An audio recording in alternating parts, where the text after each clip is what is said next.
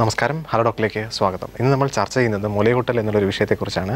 ഈ വിഷയം ചർച്ചയിനായി നമ്മോടൊപ്പമുള്ളത് തിരുവനന്തപുരത്തെ കിംസ് ഹോസ്പിറ്റലിലെ പീഡിയാട്രീഷ്യനായ ഡോക്ടർ ഫെമിതയാണ്. നമസ്കാരം ഡോക്ടർ. ഹലോ ഡോക്ടറിലേക്ക് സ്വാഗതം. മാം, ഈ മുലയൂട്ടൽ എന്ന് പറയുമ്പോൾ ഒരു കുട്ടി ജനിക്കുന്നു, വളരെയധികം കോംപ്ലക്സ് ആയിട്ടുള്ളൊരു സിറ്റുവേഷനിലായിരിക്കും ഓരോ പെൺകുട്ടിയും അല്ലെങ്കിൽ ഒരു അമ്മയും കടന്നു പോകുന്നതെന്ന് പറയുന്നത്. അപ്പോൾ ഫസ്റ്റ് കുട്ടി ജനിക്കുമ്പോൾ നമുക്കറിയാം, പലപ്പോഴും ഒരു ഗവൺമെൻറ് ഹോസ്പിറ്റലോ ഒരു പ്രൈവറ്റ് ഹോസ്പിറ്റലോ ഒക്കെ പോകുമ്പോൾ കുട്ടിയെ കാണാനായിട്ട് പുറത്ത് കൊണ്ടുവരുമ്പോൾ അവരുടെ വീട്ടിൽ ആരെങ്കിലുമൊക്കെ കയ്യിലിട്ട ഒരു മോതിരം ഊരി അതിനകത്ത് പാലോ അല്ലെങ്കിൽ എന്തെങ്കിലും ഒരു സാധനം അതിനകത്ത് ഉരച്ചിട്ട് ആദ്യമായിട്ട് കൊടുക്കുന്ന അല്ലെങ്കിൽ ഫീഡ് പാലിൽ ഏതെങ്കിലും ഒരു കാര്യത്തിനകത്ത് പാലോ ബദാമോ എന്തെങ്കിലും ഒരു സാധനം ഉരച്ചിട്ട് കൊടുക്കുന്ന ഒരു അവസ്ഥ നമുക്ക് പണ്ട് നാളിലൊക്കെ പല ആവശ്യങ്ങളായിട്ട് ഹോസ്പിറ്റലിൽ പോകുമ്പോൾ നമ്മളത് കണ്ടിട്ടുണ്ട്. അപ്പോൾ ഈ ബ്രസ്റ്റ് ഫീഡിങ്ങിനെ കുറിച്ച് ഇപ്പോഴും സമൂഹത്തിൽ ഒരു അജ്ഞത അല്ലെങ്കിൽ ഇപ്പോഴും നിലനിൽക്കുന്നുണ്ടോ? അഭിലാഷ് പറഞ്ഞത് സത്യമാണ്. ഒരുപാട് ബിലീഫ്സ് ഉണ്ട്. ഞാൻ സൂപ്പർസ്റ്റിഷൻ എന്ന് പറയില്ല, പക്ഷെ ഒരുപാട് ബിലീഫ്സ് ബ്രസ്റ്റ് ഫീഡിങ്ങിനെ സറൗണ്ട് ചെയ്യുന്നുണ്ട്. ഒരു വളരെ important and very very significant problem എന്ന് ഞാൻ പറയൂല again, but very very significant area ആണ്. ഒരു കുഞ്ഞ് ജനിച്ച ഉടനെ ആദ്യം കുഞ്ഞിൻ്റെ വായിലോട്ട് പോകേണ്ടത് അമ്മയുടെ പാല് തന്നെയാണ്. അതിന് ഒരു ഡൗട്ടുമില്ല. അതിനെ സപ്പോർട്ട് ചെയ്യാൻ ഹോസ്പിറ്റൽ സ്റ്റാഫ്, ഹോസ്പിറ്റൽ മാനേജ്മെൻറ്റ്, കുഞ്ഞിൻ്റെ അച്ഛൻ, കുഞ്ഞിൻ്റെ ഗ്രാൻഡ് പേരൻസ് എല്ലാവരും മദറിനെ സപ്പോർട്ട് ചെയ്യേണ്ട ഒരു കാര്യമാണ്. പറഞ്ഞു വരുന്നതെന്ന് വെച്ചാൽ first 1 hour, usually first 40 minutes to 1 hour ഒരു കുഞ്ഞ് ജനിച്ച ഉടനെ വളരെ അലേർട്ടായിട്ട് നിൽക്കുന്ന ഒരു പീരിയഡാണ്. അതിനുശേഷം കുഞ്ഞ് ഉറങ്ങാൻ തുടങ്ങും. പിന്നീട് അതിനെ ഉണർത്താനും കുഞ്ഞിനെ പാല് കുടിപ്പിക്കാനും പല അമ്മമാരും പ്രയാസപ്പെട്ടിട്ടുണ്ട്. സോ ആ alert period, that first 1 hour നമ്മൾ കംപ്ലീറ്റ് ആയിട്ട് യൂട്ടിലൈസ് ചെയ്യേണ്ട ഒരു പീരിയഡാണ്. അപ്പം even if it is a caesarean section, mothers ഒത്തിരി ഡ്രൗസി ആയെന്നിരിക്കാം, മദേഴ്സിന് പെയിൻ ഉണ്ടാവും. പക്ഷേ ആ സമയത്ത് നമ്മൾ കുഞ്ഞിനെ അമ്മയുടെ ബ്രസ്റ്റിലേക്ക് കൊണ്ടുപോയി സക്ക് ചെയ്യാൻ അലൗ ചെയ്തു കഴിഞ്ഞാൽ അത് ലോങ് ടേം ബെനിഫിറ്റാണ്. So first 1 hour, first few അവേഴ്സിൽ, at least first 4 hours breast feeding establish ചെയ്ത് കഴിഞ്ഞാൽ it has been shown in many scientific studies that പിന്നീട് ഉണ്ടാകുന്ന ലാക്ടേഷൻ പ്രോബ്ലംസ് വളരെ കുറവായിരിക്കും. സോ ഒത്തിരി ബിലീഫ്സ് സറൗണ്ട് ചെയ്യുന്നുണ്ടെന്ന് അറിയാം. പക്ഷേ ഇപ്പം I think people are becoming more aware that breastfeeding is more important than what we call pre-lacteal feeds. അപ്പം അഭിലാഷ് പറഞ്ഞ പോലെ മോതിരം ഉരച്ചു കൊടുക്കുന്നതിലും കൗ മിൽക്ക് കൊടുക്കുന്നതിലും ഒക്കെ പ്രോബ്ലംസ് ഉണ്ട്. Infection is very evident and very obvious അതിൻ്റെ ഒരു സൈഡ് ഇഫക്റ്റ് ആയിട്ട്. അതല്ലാതെ ബ്രസ്റ്റ് ഫീഡിങ് എസ്റ്റാബ്ലിഷ് ചെയ്യാനും ബുദ്ധിമുട്ടാണ് വേറെ എന്തെങ്കിലും വായിലോട്ട് കൊടുത്തു കഴിഞ്ഞാൽ. ഓക്കെ, അതുപോലെ തന്നെ ഈ ഫസ്റ്റ് മിൽക്ക്, അതായത് അമ്മ കുട്ടി ജനിച്ചു ആദ്യം കൊടുക്കുന്ന മിൽക്ക് ഒരു പക്ഷേ സിറ്റിയിലില്ലെങ്കിലും നമ്മുടെ പെരിഫറിയിലുള്ള സ്ഥലങ്ങളിലൊക്കെ ഇപ്പോഴും അത് എക്സ്പ്രസ് ചെയ്ത് കളയുന്നത് അല്ലെങ്കിൽ കളർ മാറിയിട്ടുണ്ട്, സാധാരണ ഒരു മിൽക്കിൻ്റെ കളറല്ല എന്നുള്ള ഒരൊറ്റ കാരണം കൊണ്ട് ഇത് കുട്ടിക്ക് കൊടുക്കാൻ നിഷേധിക്കുന്ന ഒരു അവസ്ഥ കണ്ടിട്ടുണ്ട്. പ്രത്യേകിച്ച് ഗ്രാൻഡ് പേരൻസ് ഒക്കെ ആയിരിക്കും ഇതിന്, ഒരു പക്ഷേ വീട്ടിൽ അമ്മമ്മയൊക്കെ ഉണ്ടെങ്കിൽ അവർ പറയും ഡോണ്ട് ഗീവ് ഫസ്റ്റ് മിൽക്ക്, അതായത് അതിന് കളർ മോശമാണ്. അതായത് ഏത് സാധനവും നമുക്കറിയാം, ഇപ്പോൾ നമ്മൾ പൈപ്പിൽ നിന്ന് വെള്ളം എടുത്താൽ കൂടിയും കുറച്ച് തുറന്ന് കളഞ്ഞിട്ട് മാത്രമായിരിക്കും will take it for drink. അപ്പോൾ ഇത് ഇപ്പോഴും നമ്മുടെ സമൂഹത്തിലുണ്ടോ മാഡം? ഇപ്പോൾ ഒരുപാട് നേരം കുട്ടികളെ കാണുന്ന ഒരു അവസ്ഥയിൽ ഇപ്പോഴും ഇതൊരു സമൂഹത്തിൽ നിൽക്കുന്നുണ്ടോ? ഉണ്ട്. ഞാൻ കേരളത്തിൽ I think it may be lesser, because ഇവിടുത്തെ ആൾക്കാർ ഒരുപാട് അവെയർ ആണ്. It's a very nice thing to see. I studied outside, outside Kerala, so I'm aware that there are problems in North India, in many other states in South India, but Kerala people are very very aware that the importance of first milk. First milk ile medical term we call it as colostrum, colostrum, and ee colostrum ottiri immunoglobulins rich aanu, which means that കുഞ്ഞിന് infection എതിർക്കാനുള്ള ശക്തി ഈ ഇമ്യൂണോഗ്ലോബുലിൻസിൽ നിന്നാണ് കിട്ടുന്നത്. Especially വയറ്റിളക്കം, പിന്നെ respiratory infections which may be pneumonia, life threatening ഡിസീസിനെ പോലും എതിർക്കാനുള്ള ശക്തി ഈ ഫസ്റ്റ് മിൽക്കിലുണ്ട്. First 1 or 2 days up to even maybe 72 to 96 hours, which may be 4 days വരെ ഈ കൊളസ്ട്രം മദറിൻ്റെ മിൽക്ക് സിക്രീറ്റ് ചെയ്യുന്നുണ്ടാവും. അതിനുശേഷമാണ് മെച്യൂർ മിൽക്കിലോട്ട് മദറിൻ്റെ സിക്രീഷൻ മാറുന്നത്. ക്വാണ്ടിറ്റി വളരെ കുറവാവാം. സോ മദേഴ്സിന് അതും ഒരു കൺസേൺ ആയിരിക്കാം, ദാറ്റ് കുഞ്ഞിന് ആവശ്യമുള്ള അത്രയും പാല് കിട്ടുന്നില്ല എന്നുള്ളത്.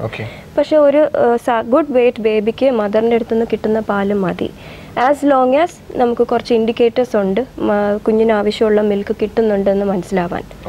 ഒന്ന് യൂറിൻ ഔട്ട്പുട്ട്, മീനിങ് കുഞ്ഞിന് മൂത്രം ശരിക്ക് പോകുന്നുണ്ടോ, ഫസ്റ്റ് 1 ഡേയിൽ ചിലപ്പം 1 തവണയോ 2 തവണയോ പോയിന്നിരിക്കുകയുള്ളൂ.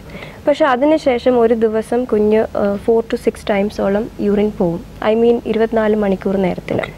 ഫസ്റ്റ് 1 ഡേയിൽ ഒരു പ്രാവശ്യം സ്റ്റൂൾ എന്ന് പറഞ്ഞാൽ മോഷൻ പോയിന്നിരിക്കും. ആദ്യത്തെ മോഷൻ പച്ച കളറിൽ കുറച്ച് സ്റ്റിക്കി ടാറി ആയിരിക്കാം, ഗ്രീൻ കളറിൽ, വി കോൾ ഇറ്റ് മെക്കോണിയം. അതിനുശേഷം അത് പതുക്കെ 3-4 ഡേയ്സിൽ യെല്ലോ കളറായി മാറി വരും, നോർമൽ കളർ. എക്സാക്ട്ലി. അപ്പം പിന്നീട് നമ്മൾ ചെക്ക് ചെയ്യുന്ന കാര്യം വെയിറ്റ് ആണ്. അപ്പം ആദ്യത്തെ 3-4 ദിവസം കുഞ്ഞ് സാധാരണയായിട്ടും വെയിറ്റ് കുറയും. അത് അബ്നോർമലായിട്ട് കാണേണ്ട ആവശ്യമേ ഇല്ല. അത് ആവശ്യമാണ് കുഞ്ഞിന്. the baby should lose weight in the first 2 to 3 days. അതിനുശേഷം കുഞ്ഞ് സ്ലോലി വെയിറ്റ് ഗെയിൻ ചെയ്യാൻ തുടങ്ങും. അപ്പോൾ ഒരു നന്നായി ബ്രസ്റ്റ് മിൽക്ക് കിട്ടുന്ന ഒരു ബേബി വെയിറ്റ് ഗെയിൻ അപ്രോപ്രിയേറ്റ് ആണ്, നോർമൽ ആണെന്നെങ്കിൽ വേറെ അഡീഷണൽ മിൽക്കിൻ്റെ ഒരു ആവശ്യവുമില്ല. അപ്പം അഭിലാഷ് പറയുന്നത് ഞാൻ ഒന്നുകൂടെ സ്ട്രെസ് ചെയ്യുകയാണ്, ആദ്യം കിട്ടുന്ന പാൽ, കൊളസ്ട്രോം എന്ന് പറയുന്ന പാല് വളരെ വളരെ ഇമ്പോർട്ടൻ്റ് ആണ്. അതിനകത്ത് ഒരുപാട് ഇമ്പോർട്ടൻറ്റ് പ്രോട്ടീൻസ് ഉണ്ട്. പിന്നെ ഇൻഫെക്ഷൻസ് എതിർക്കാനുള്ള ഇമ്യൂണോഗ്ലോബുലിൻസ് എന്ന് പറഞ്ഞ കോമ്പണൻസ് ഉണ്ട്. അത് അമ്മമാർ മാത്രമല്ല, കുടുംബത്തിലുള്ള എല്ലാവരും അറിഞ്ഞിരിക്കേണ്ട കാര്യമാണ്. ഓക്കെ. സാധാരണഗതിയിൽ ഇപ്പോൾ നോർമൽ ഡെലിവറി ആയിരുന്നാലും സിസേറിയൻ ആയിരുന്നാലും കുറച്ച് ദിവസം കഴിയുമ്പോൾ ഒരു ആഴ്ചയ്ക്കോ അല്ലെങ്കിൽ 3 ദിവസത്തിലോ ഒക്കെ ഏറ്റവും അടുത്ത ദിവസം തന്നെ ഒരു പക്ഷേ വീട്ടിലേക്ക് ഡിസ്ചാർജ് ചെയ്യും. ഒരു പക്ഷേ ഹോസ്പിറ്റലിൽ ഇതൊക്കെ ശ്രദ്ധിക്കുന്നുണ്ടാവും. കുട്ടിക്ക് ആദ്യം കൊടുക്കുന്ന മിൽക്കും വേറെ എന്തെങ്കിലും എക്സ്റ്റേണൽ സബ്സ്റ്റൻസ് ഒന്നും കൊടുക്കാതിരിക്കാൻ ഹോസ്പിറ്റലിൽ വളരെ സ്ട്രിക്റ്റ് പ്രോട്ടോകോൾ ഉണ്ടാക്കിയിരിക്കും. പക്ഷേ വീട്ടിലെത്തി കഴിയുമ്പോൾ കാര്യങ്ങളൊക്കെ മാറുന്നത് പേരൻസിൻ്റെ കയ്യിലാണ്, അല്ലെങ്കിൽ ഗ്രാൻഡ് പേരൻസിൻ്റെ കയ്യിലായിരിക്കും ബാക്കിയുള്ള കൺട്രോളൊക്കെ. അപ്പോൾ വരുന്നത് പല അഭിപ്രായങ്ങൾ വരാറുണ്ട്. അതായത് കുട്ടിക്ക് ഈ പാലിനോടൊപ്പം തന്നെ വെള്ളം കൊടുക്കേണ്ടത്, അതായത് ദാഹിക്കില്ലേ കുട്ടിക്ക്. ഇപ്പോൾ കേരളം എന്ന് പറയുന്ന വളരെ ചൂടുള്ള ഒരു സംസ്ഥാനമാണ്, വളരെയധികം വിയർക്കുന്ന ഒരു സംസ്ഥാനമാണ്. അപ്പോൾ പാലിനോടൊപ്പം വെള്ളം കൊടുക്കേണ്ടത്, അല്ലെങ്കിൽ കുട്ടിക്ക് ദാഹിക്കില്ലേ, ഈ കൊടുക്കുന്ന പാല് കുട്ടിക്ക് മതിയാവോ, അതിനോടൊപ്പം തന്നെ കുട്ടിക്ക് മതിയാവോ, കൂടുതൽ കാര്യങ്ങൾ എന്തെങ്കിലും കൊടുക്കണ്ടേ, അല്ലെങ്കിൽ കരയുന്നത് പാലിന് വേണ്ടിയിട്ടായിരിക്കില്ലേ എന്നൊക്കെ ഉള്ള ചോദ്യങ്ങൾ പലപ്പോഴും വരാറുണ്ട്. അമ്മയെ പലപ്പോഴും പ്രഷർ ചെയ്യിക്കുന്ന സിറ്റുവേഷൻസ് പോലും കാണാറുണ്ട്. ഓക്കെ, അത് യഥാർത്ഥത്തിൽ വേണം? ഒരു പാല് മാത്രം മതിയാവോ, അതോ കുട്ടിക്ക് വെള്ളം കൂടി ആവശ്യം വരും? ഞാൻ അതിലേക്ക് പോകാം. ഒരു കോള് വെയിറ്റ് ചെയ്യണം. നമസ്കാരം, ഹലോ ഡോക്ടറിലേക്ക് സ്വാഗതം. ആരാ വിളിക്കുന്നേ? ഹലോ, ആരാ സംസാരിക്കുന്നേ? ഞാൻ ഡോക്ടർ നമ്മോടൊപ്പം ഉണ്ടല്ലോ, സംശയം ചോദിക്കാം, പറഞ്ഞോളൂ. Madam, good evening. Good evening. പേരെന്താണ്? എന്റെ പേര് ടിൻഡു എന്നാണ്. ഓക്കെ, എന്റെ ഇപ്പൊ സിസേറിയൻ ആയിരുന്നു, കഴിഞ്ഞിട്ട് 20 ദിവസമായി. ഓക്കെ. കൊച്ചിന് എന്ന് വെച്ചാ അങ്ങ് ഭയങ്കര ഞെളിപിരി കൊള്ളലൊക്കെയാ. അത് മാത്രമേ ഉള്ളൂ, വേറെ എന്തെങ്കിലും ഉണ്ടോ? ഉണ്ട്. അപ്പൊ ഡോക്ടറെ കൊണ്ട് കാണിച്ചാൽ അപ്പൊ പറഞ്ഞു ഗ്യാസ് പ്രോബ്ലം ആന്ന് പറഞ്ഞേ. അപ്പൊ ഞങ്ങൾ ഇങ്ങനെ ചെറിയൊരു ബെസ്റ്റോസ് എന്നൊരു മെഡിസിൻ കൊടുക്കുന്നുണ്ടായിരുന്നു. ഓക്കെ. അപ്പൊ എന്നിട്ടും അവനൊരു കുറവുമില്ല. വയറിൽ ഭയങ്കര ഇടവലും, ഒരു വയറ്റിൽ നിന്ന് പോകുന്നതിന് മുമ്പ് ഒരു ഭയങ്കര സംതിങ്, ഒരു ഇറിറ്റേഷൻ അവന് അനുഭവപ്പെടുന്നുണ്ട്. ഡിസ്കംഫർട്ട് പോലെ തോന്നുന്നുണ്ട് അല്ലേ? എനിക്ക് അങ്ങനെ തോന്നുന്നുണ്ട്. ഓക്കെ. പിന്നെ ഈ പാല് കുടിക്കുമ്പം ഒരു എന്താ മൂക്കടെ പാദ്യം തൊട്ടുണ്ടായിരുന്നു. ഓക്കെ. അപ്പം ഡോക്ടറോട് പറഞ്ഞപ്പോ അവര് പറഞ്ഞു എനിക്ക് ഫ്ലൂയിഡ് കുറവായിരുന്നു എന്റെ സെക്സിന്റെ സമയത്ത്. അപ്പൊ അതുകൊണ്ട് അതിന്റെ വല്ല കുഴപ്പമായിരിക്കും എന്നൊക്കെ പറഞ്ഞു. ഇപ്പം കുഞ്ഞിന് എന്ത് വെയിറ്റ് ഉണ്ട്? ജനിച്ചപ്പോ എത്രയുണ്ട്? ജനിച്ചപ്പം 2 കിലോ 850 ഉണ്ടായിരുന്നു. ഓൾറൈറ്റ്.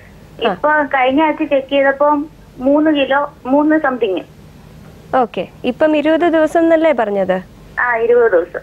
മുലപ്പാലല്ലാതെ വേറെ എന്തെങ്കിലും കൊടുക്കുന്നുണ്ടോ കുഞ്ഞിന്? ഒന്നും കൊടുത്തില്ല. Very good, very good. Okay, പറഞ്ഞത് ശരിയാണ്. ഞെരിപിരി, ഡിസ്കംഫേർട്ട് എന്നൊക്കെ കാണുന്നത് സാധാരണ ഗ്യാസ് കാരണമാവാം.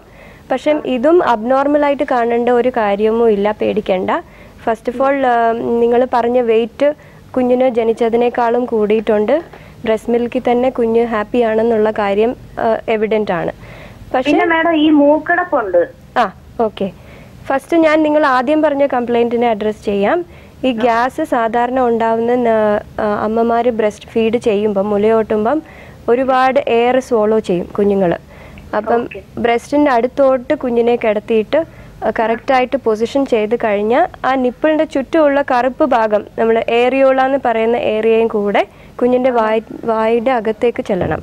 എന്നാലേ കുഞ്ഞിന് എയർ സ്വോളോ ചെയ്യാതെ പാല് അകത്തോട്ട് ചെല്ലുന്നത്. ഇത്രയും ചെയ്ത് കഴിഞ്ഞാലും ചില കുഞ്ഞുങ്ങൾ ഒത്തിരി എയർ സ്വോളോ ചെയ്യും.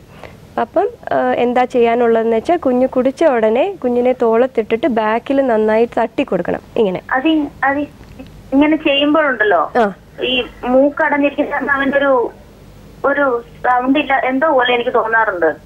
സൗണ്ട് ആണോ? ഒരു മൂക്കടപ്പ് വരുമ്പോ നമുക്ക് ഒരു സൗണ്ട് വരത്തില്ലേ? അതേപോലെ ഇവനെ തിരിച്ചു കിടത്തുമ്പോ പുറത്തോട്ട് കിടത്തി ഇങ്ങനെ കൊട്ടുമ്പോൾ അത് ചെറിയതായിട്ടുള്ള സൗണ്ട് പ്രോബ്ലം അല്ല. കുഞ്ഞിന്റെ എയർവേസ് ഒക്കെ ജനിക്കുന്ന സമയത്ത് ചെറുതാണ്. അത് വളരും തോറും വലുതാവും ശരിയാവും. കുഞ്ഞ് ബ്രസ്റ്റ് ഫീഡ് ചെയ്യുമ്പോൾ എന്തെങ്കിലും ബുദ്ധിമുട്ടുണ്ടോ? ശ്വാസം മുട്ടലോ അല്ലെങ്കിൽ കുഞ്ഞിന്റെ കളർ മാറലോ ഒന്നുമില്ല അല്ലേ? അപ്പൊ പിന്നെ പേടിക്കേണ്ട കാര്യമില്ല. പക്ഷെ ബേർപ്പിംഗ് എന്ന് പറഞ്ഞാൽ ഏമ്പക്കം വരുത്തുന്നത് വളരെ ഇമ്പോർട്ടൻ്റ് ആണ്. ഈ ഞെരുവിരിയൊക്കെ ഒത്തിരി ഗ്യാസ് ഉള്ളോട്ടേക്ക് സ്വോളോ ചെയ്യുന്നതുകൊണ്ടാണ് നടക്കുന്നത്. അപ്പോൾ ഫീഡ് ചെയ്ത് ഉടനെ തന്നെ തട്ടി നമ്മൾ ഏമ്പക്കം കേൾക്കുന്നവരെ തട്ടണം. എന്നിട്ട് കുഞ്ഞിനെ കിടത്തുക. ചില കുഞ്ഞുങ്ങൾക്ക് ഏമ്പക്കം വരില്ല, പേടിക്കേണ്ട. ഒരു അരമണിക്കൂർ അറ്റ്ലീസ്റ്റ് കുഞ്ഞിനെ തോളത്ത് സ്ട്രെയിറ്റ് ആയിട്ട് പിടിച്ചാൽ മതി. ഓക്കെ, മാഡത്തിന്റെ സംശയം മാർക്കാണെന്ന് പ്രതീക്ഷിക്കുന്നു.